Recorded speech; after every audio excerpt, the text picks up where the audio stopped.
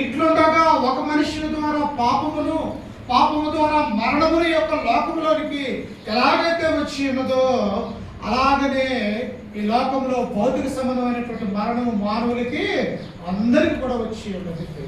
వాస్తవంగా దేవుని యొక్క కుమారుడుగా కుమార్తెలుగా ఆయన ఎలా ప్రేమిస్తూ ఉన్నాడు? మనలందరినీ కూడా ఆయన యొక్క సహవాసములో పరలోక రాజ్యంలో నివసించడానికి దేవుడు మనల్ని తయారు చేసి ఉన్నాడు.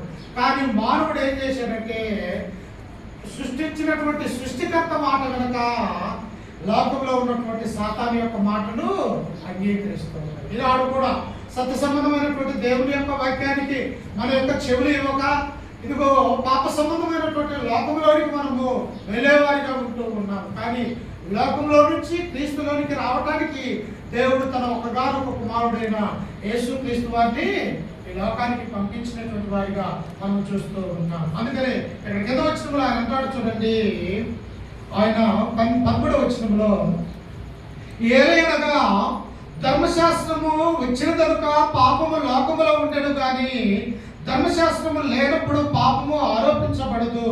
ఆయనను ఆదాము చేసిన అతిక్రమమును పోలి పాపము చేయని వారి మీద కూడా ఆదాము మొదలుకొని మోసే వరకు మరణం వేలను. ఆదాము రాబో వారికి గురుతై ఉండెను. ఎవరు? ఆదాము. మొదటి ఆదాము ఈ లోకంలోనికి పాపాన్ని తీసుకుని వచ్చేవాడైతే రెండవ ఆదాముగా వచ్చినటువంటి ప్రభు అయినటువంటి యేసు క్రీస్తు వారు మనకేమయ్యాడు? మన ప్రాణానికి, మన యొక్క ఆత్మకు, మన యొక్క జీవానికి ఆయన రక్షకుడు అయ్యాడు అన్నటువంటి సత్యాన్ని మనం గ్రహించాలి. ప్రభు అయినటువంటి యేసు క్రీస్తు వారు కనికైనటువంటి మరియ గర్భాన ఇదిగో ఈ లోకంలోనికి ఆయన జన్మించినటువంటి వారిగా మనం చూస్తూ ఉన్నాం. ఆయన యొక్క బాల్యములో తల్లిదండ్రులకు లోపడేటువంటి వారిగా 12 సంవత్సరాల పాటు మనం అక్కడ లూకా సువార్త 2వ అధ్యాయంలో మనం చదువుకుంటూ ఉన్నప్పుడు అర్థమైంది. ఆ తర్వాత ఆయన 30వ సంవత్సరంలో ఆయన యోర్దాను నదికి వచ్చి బాప్తిస్మం నుంచి యోహాను దగ్గర ఆయన బాప్తిస్మం పొందుతున్నప్పుడు ఆయన పలికినటువంటి ఒక మాట ఏమిటో తెలుసా? అయ్యా, నేను నీ చేత బాప్తిస్మం పొందనై ఉండగా నీవు నా దగ్గరికి ఎలా అని ఆయన ప్రశ్నించినటువంటి వారిగా బాప్తిస్మం నుంచి యోహాను మనం చూస్తాం. అప్పుడు ఏమన్నాడు ప్రభు అయినటువంటి యేసుక్రీస్తు వారు? ఇదిగో ఇప్పటికీ కానిమ్ము నీతి యావత్తు ఇలాగూ జరగాలి. ఏం చేయాలట? లోకంలో ఉన్నటువంటి ప్రతి మానవుడు కూడా దేవుని యొక్క వాక్యాన్ని మొదటగా వినాలా, విన్నటువంటి వాక్యాన్ని ద్వారా విశ్వసించాలా, ఆ తర్వాత మారు మనసు పొందాలా, ఆ తర్వాత పాప క్షమాపణ నిమిత్తము బాప్తిస్మం కార్యక్రమం ద్వారా ఆ యొక్క సంఘములో పరిశుద్ధుల యొక్క సావాసంలో మనము చేర్చబడతామన్నటువంటి సత్యాన్ని మనం గ్రహించాలి. అంటే ఒక మానవుడు తప్పిపోయినటువంటి మానవుడిని దేవుని దగ్గరకు మరలా తీసుకుని రావడానికి ప్రభు అయినటువంటి యేసుక్రీస్తు వారు మధ్యవర్తిగా ఈ లోకానికి వచ్చినటువంటి వారిగా మనం చూస్తూ ఉన్నాం. ఎందుకు అంటే తండ్రికి మనకి ఏమైపోయిందంట? ఒక గొప్ప పాపం అనే అగాధం అనేది మన మధ్యలో చీకటి అనేది ఉంటూ ఉంది. దాన్ని సరిచేయడానికి ఎవరవసరము? పరిశుద్ధుడైనటువంటి తన కుమారుడు అయినటువంటి క్రీస్తు ప్రభువాన్ని ఈ లోకానికి పంపించినటువంటి వారిగా మనం చూస్తూ ఉన్నాం. అందుకనే ఎఫెసీయులకు రాసినటువంటి పత్రిక 2వ అధ్యాయం మొదటి 2 వచనాలు మనం చదువుకుంటే అపోస్తలుడైనటువంటి పౌలు అంటాడు, మీ అపరాధముల చేతను పాపముల చేతను మీరు చచ్చిన వారై ఉండగా. చూశారు కదా, మనం మామూలుగా బ్రతుకున్నామనుకుంటూ ఉన్నాం. కానీ లోకములో దేవుని యొక్క ఆత్మ మనలో లేకపోతే, దేవుని యొక్క ప్రేమ మనలో లేకపోతే, దేవుని యొక్క సహవాసం మనలో లేకపోతే, ప్రభు అయినటువంటి యేసుక్రీస్తు వారిని మనం విశ్వాసం ఉంచకపోతే ఈ లోకంలో మనం బ్రతుకున్నప్పటికీ కూడా చనిపోయినటువంటి వారమే అన్నటువంటి సత్యాన్ని ఇక్కడ మనం చూస్తూ ఉన్నాం. అందుకనే పౌలు అంటున్నాడు, ఎఫెసీలో ఉన్నటువంటి సంఘమా, మీ అపరాధముల చేతను పాపముల చేతను మీరు చచ్చిన వారు ఉండగా క్రీస్తుతో కూడా మిమ్మల్ని బ్రతికించను. చూసారా, ఎవరి ద్వారా మనం బ్రతుకుతూ ఉన్నాము? క్రీస్తు ద్వారా మనం మరలా బ్రతుకుతూ ఉన్నాం. అందుకనే ఫిలిప్పీయులకు రాసినటువంటి పత్రిక 1:21 అంటాడు, నా బ్రతుకుటైతే క్రీస్తు, చావైతే లాభము. ఎందుకంటున్నాడు ఆ మాట? ఆయన క్రీస్తును కలిగి ఉన్నాడు. ఒకవేళ ఈ లోకంలో నేను స్వార్థ సేవ జరిగిస్తూ ఆ ప్రాంతాలలో నాకు మరణకరమైనటువంటి అనేక వేదనలు వచ్చినప్పటికీ కూడా, ఈ లోకంలో ఒకవేళ నేను మరణించినప్పటికీ కూడా అది నాకు ధన్యత, లాభం అన్నటువంటి సత్యాన్ని ఇక్కడ మనం చూస్తూ ఉన్నాం. అందుకనే మొట్టమొదటిగా మనము ఏం చేయాలి ఈ లోకంలో అంటే దేవుని యొక్క మాటలు మనము ఈ చెవుల ద్వారా వినేవారిగా ఉన్నారు. అందుకనే రోమిలకు రాసినటువంటి పత్రిక 17వ వచనం అంటాడు, కాగా వినుట వల్ల విశ్వాసము కలుగును, వినుట క్రీస్తు గురించిన మాట వలన కలుగును. ఏం వినాలా? లోకంలో అనేకమైనటువంటి పాపం మాటలు ఉంటూ ఉన్నాయి. ఎవరు ఎక్కడ ఒక నలుగురు కలుసుకుంటే అక్కడ దేవునికి వ్యతిరేకమైనటువంటి మాటలు మనం మాట్లాడేవారిగా ఉంటూ ఉన్నాం. కానీ దేవునిలోనికి వచ్చిన తర్వాత మన జీవితము, మన ఆలోచన ఎలా ఉండాలి అని దేవుడు కోరుకుంటున్నాడంటే ఆయన మాటలు వినేవారిగా మనము ఉండాలంటాడు. ఎందుకు ఆయన మాటలు? ఆయన మాటలలో జీవం ఉన్నది, ఆయన మాటలలో సత్యం ఉన్నది. యోహాను సువార్త 17వ వచనంలో సత్యమందు వాటిని ప్రతిష్ఠించుము, నీ వాక్యమే సత్యము అన్నాడు. అంటే దేవుడిలో సత్యం ఉన్నది, ఆయన సత్య సంబంధమైనటువంటి వాడు, ఆయన ఎటువంటి పాపము లేనటువంటి వాడుగా ప్రభు అయినటువంటి యేసుక్రీస్తు వారిని మనం చూడగలము. ఆయనలో పాపం ఉన్నదమ్మా? ఏమన్నా ఉన్నదా? మనలో ఉన్నది పాపము. కానీ క్రీస్తులో ఏమన్నా పాపం ఉన్నదా? ఆయనలో ఏ పాపము కూడా లేనటువంటి వారిగా మనం చూస్తాం. ఒక సందర్భంలో యేసుక్రీస్తు వారి మీద నేరం మోపాలని, ఆయనను పాపిగా చేయాలని ఆనాడున్నటువంటి యూదులు, పరిసయ్యులు, సద్దూకాయులు, ధర్మశాస్త్రోపదేశకులు అందరూ కూడా ఆ యొక్క పాపం మోపటానికి ఒక విచారంలో పట్టబడినటువంటి స్త్రీని తీసుకొచ్చి ఆయన దగ్గర నిలవబెట్టి ఇచ్చినారు. అప్పుడు ఆయన ఏం చేయమన్నది మోసే ధర్మశాస్త్రము, ఆటి వారిని రాళ్లతో కొట్టి చంపాలని దేవుని యొక్క ధర్మశాస్త్రం పాత నిబంధన యొక్క చట్టం తెలియజేస్తూ ఉన్నది. అప్పుడు ప్రభు ఏమన్నాడో తెలుసా? మీలో ఎవడైనా పాపం లేని వాడుంటే ముందుగా మీద రాయి. ఎవరికి దమ్మున్నదమ్మా? ఎవరేయగలరు? ప్రతి ఒక్కరు ఏదో ఒక రీతిగా మనం అందరం కూడా దేవుని యొక్క ఆజ్ఞ అతిక్రమించి పాపం చేసినటువంటి వారిని. ఆ పాపం అంటే ఏమిటి? దేవుని యొక్క ఆజ్ఞను అతిక్రమించడమే పాపం అని దేవుని యొక్క గ్రంథం మనకు సెలవిస్తున్నది. అందుకని అప్పుడు ప్రభు అంటాడు, నాలో పాపం ఉన్నదని మీలో ఎవరు స్థాపించగలరు? చూసారా? ఒక సవాలు లోకానికి విసిరేశాడు. నాలో పాపం ఉన్నదని, నేను ఈ లోకంలో 33 సంవత్సరాలు మీ మధ్యలో ఉన్నాను, ఒక మానవుడిగా జీవించాను, అనేక దేశాలు, అనేక ప్రాంతాలు వెళ్ళి పరలోక రాజ్య మర్మాలు మీకు బోధించి ఉన్నాను. నాలో పాపం ఉన్నదని మీరు ఎవరు స్థాపించగలరు అని ఆయన యేసుక్రీస్తు అన్నారు. అప్పుడు యూదులు, అక్కడ ఉన్నటువంటి పరిసయ్యులు, సద్దూకాయులు ఏమైపోయారు? శాస్త్రులు అందరూ కూడా ఆమె మీద రాయకుండా చూసారా? ప్రభువైనటువంటి యేసుక్రీస్తు వారు ఎంత గొప్పవాడు, ఆయన ఎంత రక్షకుడు. నేను ఆ జీవితాన్ని కాపాడటానికి తన యొక్క జీవితాన్ని ఈ లోకం కొరకు దారిపోసినటువంటి వారిగా మనం చూస్తూ ఉన్నాం. ఈ సమయంలో ఒకసారి చూడండి, ఫిలిప్పీయులకు రాసినటువంటి పత్రిక 2వ అధ్యాయము 5వ వచనాన్ని చదువుకుంటే ఆయన యొక్క గొప్పతనం మనకు అక్కడ తెలియజేస్తూ ఉన్నది. ఒకసారి చూడండి, పరిశుద్ధ గ్రంథంలో నుంచి క్రీస్తుకు కలిగిన ఈ మనస్సు మీరును కలిగి ఉండడి. ఏ మనస్సు కలిగి ఉండాలంట? క్రైస్తవులుగా ఉన్నటువంటి మనము క్రీస్తు యేసుకు కలిగిన ఆ మనస్సు. ఏమన్నాడు ప్రభు అయినటువంటి యేసుక్రీస్తు వారు? ఇదిగో మీ శత్రువుని ప్రేమించి. క్రైస్తవులుగా చేయవలసినటువంటి బాధ్యత ఏమిటో తెలుసా? మనకి ఎవరు ఈ లోకంలో శత్రువులు అనేవారు లేరు. ఎందుకో తెలుసా? ఆ శత్రువును ప్రేమించమని ప్రభు అయినటువంటి యేసుక్రీస్తు వారే స్వయంగా తెలియజేస్తూ ఉన్నాడు. ఆయన కలువరిగిరిలో శిలువలో ఉంటూ ఉన్నాడు. ఒక పక్క మేకులతో ఆయన ఇబ్బంది పెడుతూ ఉన్నారు, ఒక పక్క రక్తమంతా కూడా కారిపోతూ ఉంటూ ఉన్నది, ఒక పక్క దాహం అడిగితే చేదు చెరుకని ఆనాడున్నటువంటి రోమా సైనికులు ఇచ్చి ఉన్నారు. ఇన్ని భరిస్తూ ఉన్నప్పటికీ కూడా అనేక మంది దూషిస్తూ ఉన్నారు, ఉమ్మివేసి ఉన్నారు, కొరడా దెబ్బలు కొట్టారు. అయినప్పటికీ కూడా సిలువలో ఇన్ని భారాలు, భయంకరమైనటువంటి వేదనను భరిస్తున్నటువంటి ఆయన పలికినటువంటి మాట ఏమిటో తెలుసా? తండ్రి, వీరేమి చేయుచున్నారు, వీరెరుగురు, వీరిని క్షమించు. ఆ మనస్సు నీలో నాలో ఉండగా క్రైస్తవులుగా ఉన్నటువంటి మనము క్రీస్తును ధరించుకొని క్రీస్తు రక్తంలో కడగబడి బాప్తిసం పొంది సంఘ సహవాసంలో ఉన్నటువంటి మనము ఇక్కడ పౌలు అదే విషయం తెలియజేస్తూ ఉన్నాడు. ఇదిగో ఓ ఫిలిప్పీయులారా, క్రీస్తు యేసుకు కలిగిన ఈ మనస్సును మీరును కలిగి ఉండాలా. ఎవరంతా? మనము లోకంలో నుంచి క్రీస్తులోనికి మారు మనస్సు పొంది క్రీస్తులోనికి వచ్చిన మనము ఆ మనస్సును కలిగి ఉండాలని దేవుడు కోరుకుంటూ ఉన్నాడు. ఇంకా ఏమన్నాడు చూడండి, అక్కడే 6వ వచనంలో, ఆయన దేవుని స్వరూపము కలిగిన వాడై ఉండి దేవునితో సమానముగా ఉండుట విడిచిపెట్టకూడని భాగ్యమని ఎంచుకొనలేదు. కానీ ఎలాంటి స్వరూపం అయింది? ఈ లోకంలో ఉన్నటువంటి వారందరూ ఏమనుకుంటున్నారటయా, నువ్వు కన్యకైనటువంటి మరియ గర్భాన జన్మించినటువంటి వాడివి కాదా? నీ యొక్క గ్రామము నజరేతు బెత్లెహేము కాదా నీ యొక్క తండ్రి ఇల్లు? ఇదిగో నీ సహోదరులు నీ సహోదరీమణులు ఇదిగో వడ్రంగిలో పనిచేసుకునేవారు కదా అని ఆయనని హేళన చేసేవారిగా ఉంటూ ఉన్నారు. కానీ ఇక్కడ పౌలు ఏమంటూ ఉన్నాడు?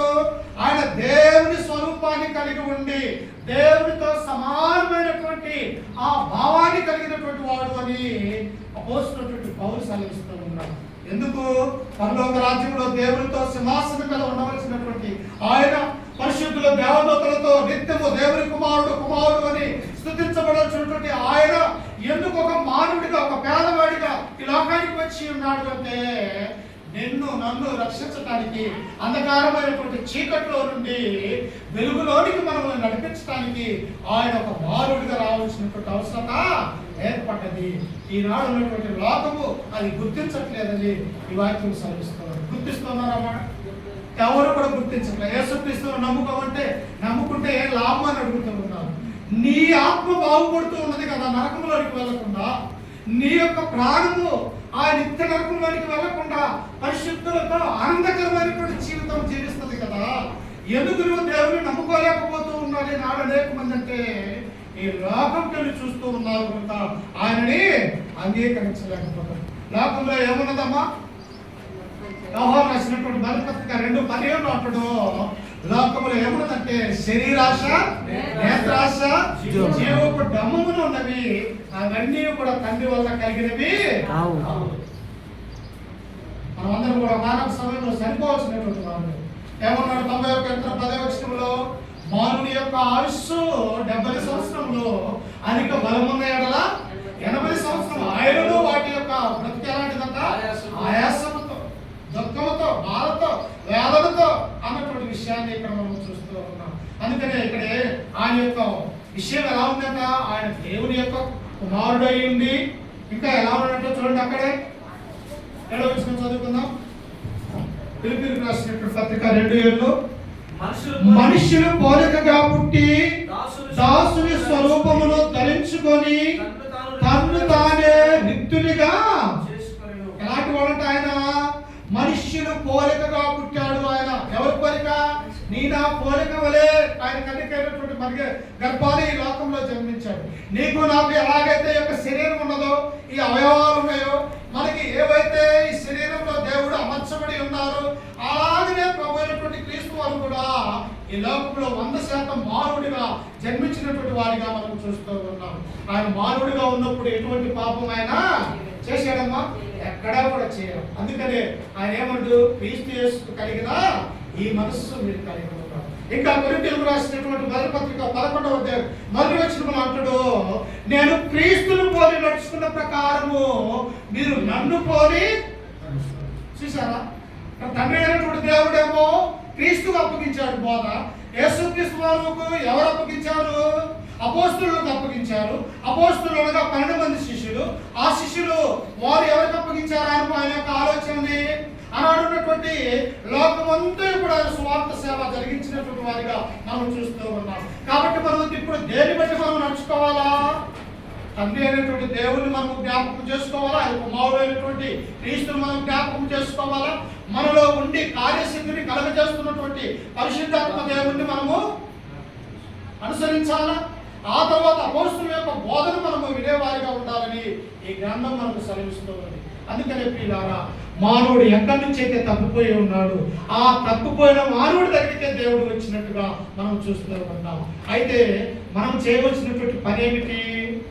ఆయన మాటలు వినాలా, విశ్వసించాలా, మారు మనసు పొంది ప్రభువును మన సొంత రక్షకుడిగా అంగీకరించాలి. నువ్వు అంగీకరించకపోతే నీ దగ్గర కూడా ఆయన రాడు. ఎందుకంటే మనమే పాపం చేసి ఉన్నాం కనుక, మనమే దేవుడి నుండి దూరం అయిపోయాము కనుక, మనమే మళ్ళా ఏం చేయాలా? తండ్రి వద్దకు మనమే దేవుని యొక్క మందిరానికి రావాలి, కానీ ఆయన మీ దగ్గరకు రాడు అన్నటువంటి సత్యాన్ని కూడా మనం గ్రహించాలి. ఎందుకంటే హృదయము అనేది ఎలాంటిదంట? హృదయము అన్నిటికంటే మోసకరమైనది, అది బహు ఘోరమైన వ్యాధి గలది. ఆ వ్యాధి కలిగినటువంటి ఆ హృదయంలోనికి ఎవరు రావాలా? పోయినటువంటి యేసుక్రీస్తు వారు వైద్యుడిగా వచ్చి మన యొక్క రోగాల్ని ఆయన తీసేసేవాడిగా ఉంటారు. మనకు ఒక అనారోగ్యం కలిగినది, మనం డాక్టర్ దగ్గరికి వెళ్తామా? డాక్టరే మన దగ్గరికి వస్తాడా? మనమే వెళ్ళాలా.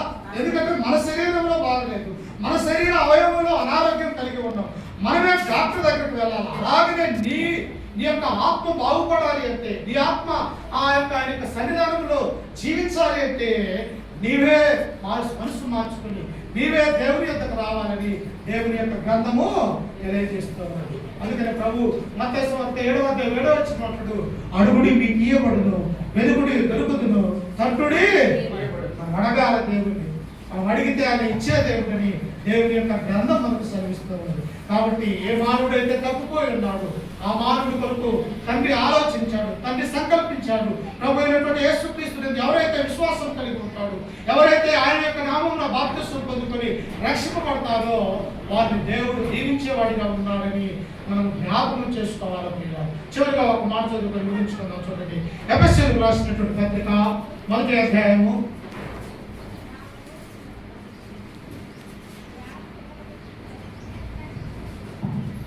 3వ వచనం చదువుతాం. మన ప్రభు అయిన యేసుక్రీస్తు వారి యొక్క తండ్రి యొక్క దేవుడు స్తుతించబడును గాక. 4 నుంచి చదువుకున్నాయా? ఎఫెసీ 1వ అధ్యాయం 4వ వచనం.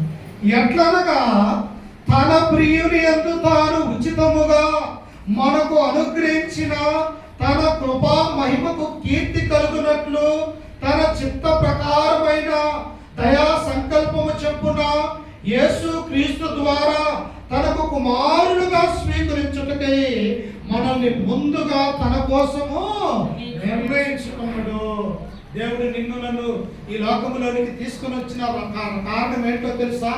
తన కోసం మనల్ని నిర్ణయించుకున్నాడు.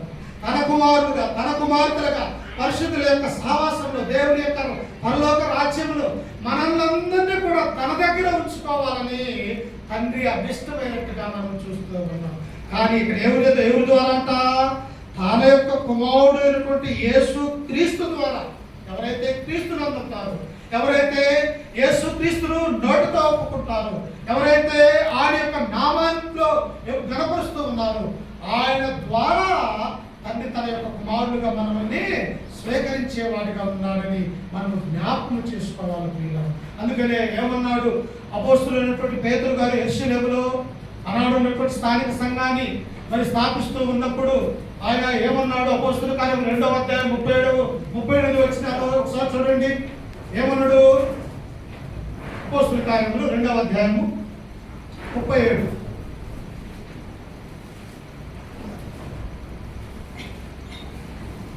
36, 37. మీరు సిలువ వేసిన యేసునే దేవుడు ప్రభువుగాను క్రీస్తుగాను నియమించును, ఇది ఇశ్రాయేలు వంశమంతయు రూఢిగా తెలుసుకొనవలనని చెప్పాను. యూదులు ఏమనుకున్నారు? ఈయన వడ్రంగి వారి కుమారుడు కదా, ఈయన దేవుని యొక్క కుమారుడు ఎలా అవుతాడు, తనను దేవుని ఎలా పోల్చుకుంటాడు అని వారు అంగీకరించలేదు కదా. అందుకు ఇక్కడ ఆయన చనిపోయి సమాధి చేయబడి 3వ దినాన తిరిగి లేచిన క్రీస్తు గురించి అపోస్తలుడైనటువంటి పేతురు ఉన్నాడు, మీరు సిలువ వేసిన ఈ యేసును దేవుడు ప్రభువుగాను క్రీస్తుగాను నియమించెను, ఇది ఇశ్రాయేలు వంశమంతయు రూఢిగా తెలుసుకోవాలి. ఈనాడు కూడా 3 మేకులు తీసుకోలేని వాడు దేవుడి కుమారుడు ఎలా అవుతాడని హేళన చేసేవారిగా ఉన్నారు. లేరా అమ్మా? అన్నారు. కానీ ఇక్కడ ఏమంటున్నాడు చూడండి, వారు ఈ మాట విని హృదయములో నొచ్చుకొని సహోదరులారా మేమేమి చేతుమని పేతురును కడమ అపోస్తలును అడగగా, అయ్యా జరిగింది ఏందో జరిగిపోయినది. 33 సంవత్సరాలు మా మధ్యలో ఉన్నప్పుడు క్రీస్తుని మేము ఒప్పుకోలేదు, క్రీస్తుని మేము అంగీకరించలేదు, ఆయన దేవుని యొక్క కుమారుడని మేము విశ్వసించలేదు. కానీ ఇప్పుడు మీరు చెబుతూ ఉంటే మాకు అర్థమవుతూ ఉన్నది అని చెప్పేసి వారు హృదయంలో ఏమైందంట? నొచ్చుకొని. దేవుని యొక్క వాక్యం ఏం చేస్తుందో తెలుసా? నీ పాప జీవితాన్ని బహిర్గతం చేస్తుంది. దేవుని యొక్క వాక్యం ఎలాంటిదంట? అది అగ్ని వంటిది. అగ్ని ఏం చేస్తుంది? దహించి వేస్తూ ఉంటుంది, శుభ్రపరుస్తూ ఉంటుంది. దేవుని యొక్క వాక్యం ఎలాంటిదంట? చాకలి మనిషి సబ్బు వంటిది అన్నాడు. అంటే సబ్బు ఏం చేస్తుంది? మురికిని వదలు కొడుతూ ఉంటాడు. అలాగనే పాపం అనేటువంటి ఈ జీవితాన్ని దేవుని యొక్క వాక్యం ద్వారా ఏం చేయాలంటే మొదటి స్నానం ద్వారా చేసి ఉన్నప్పుడు మనం ఆయన కుమారుడుగా కుమార్తెలుగా ఉంటాము అని చెప్పేసి ఈ యొక్క గ్రంథం మనకు సెలవిస్తుంది. అంతేకాదు ప్రార్థన గ్రంథం 2వ అధ్యాయం 10వ వచనం, మరణం వరకు నమ్మకముగా ఉన్న వారికి జీవం కిరీటం. ఎప్పటి వరకంట? 1 సంవత్సరం కాదు, 2 సంవత్సరాలు కాదు. కొన్నిసార్లు మనం ఏమైపోతామంటే విశ్వాస జీవితంలో కొన్నిసార్లు దేవుని యొక్క మందిరానికి బాగానే వస్తాం. ఏదన్నా సమస్య, ఏదన్నా వేదన కలిగినప్పుడు దేవుడు నాకు ఏం చేశాడని మనం అనుకొని దేవుని మందిరానికి రాలేనటువంటి వారిగా ఉంటూ ఉన్నాం. కాదు, ఎన్ని శ్రమలు వచ్చినా క్రీస్తు వాడికే శ్రమలు వచ్చి ఉన్నాయి. అపోస్తులు అనేటువంటి వారినే ఆనాడున్నటువంటి లోకం చంపేసినట్టుగా చూస్తూ ఉన్నాం మనం ఎంత వారితో పోల్చుకుంటే. కాబట్టి ఎప్పటి వరకు ఉండాలంట? మరణం వరకు నమ్మకముగా ఉన్న వారికి జీవకిరీటం. కాబట్టి మన యొక్క గోల్ ఏంటో తెలుసా? ఆ జీవ కిరీటాన్ని పొందాలా, పరలోక రాజ్యంలో మనం అందరం కూడా నివసించాలన్నది కనుక ఈ వాక్యం ద్వారా మిమ్మల్ని హెచ్చరిస్తూ, ఈ మాటలు నన్ను కూడా హెచ్చరిక చేసుకుంటూ, ఓపికతోనే మీ అందరికీ సమయం ఇచ్చినటువంటి స్థానిక సువార్థికులకి, సహోదరులకి, ఇక్కడికి నన్ను తీసుకుని వచ్చిన రాజశేఖర బాబాయ్ గారికి, ఈ యొక్క అందరికీ కూడా వందనాలు తెలియజేస్తూ ఈ యొక్క వాక్యాన్ని ముగించుకుంటూ ఉన్నాను.